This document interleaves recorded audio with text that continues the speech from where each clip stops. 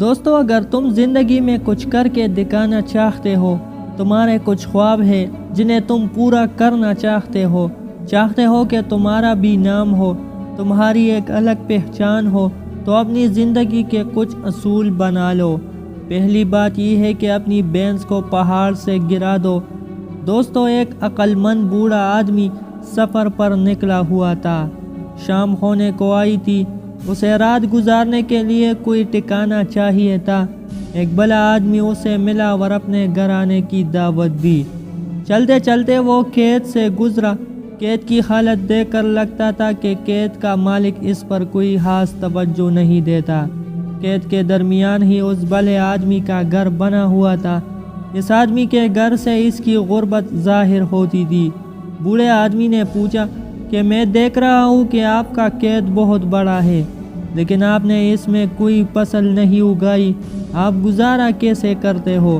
اس آدمی نے جواب دیا کہ ہمارے پاس ایک بھینس ہے جو کافی دودھ دیتی ہے، کچھ دودھ ہم پی لیتے ہیں اور کچھ بیچ دیتے ہیں، اس طرح ہمارا گزارا چل رہا ہے۔ رات کو جب سب سونے کے لیے چلے گئے تو بوڑھا آدمی اٹھا اور اس نے وہ بینس کھولی اور اسے پہاڑ سے گرا کر وہاں سے چلا گیا۔ جب وہ بڑا آدمی صبح اٹھا تو اس نے اپنی بینس کو غائب دیکھ کر بڑا پریشان ہوا۔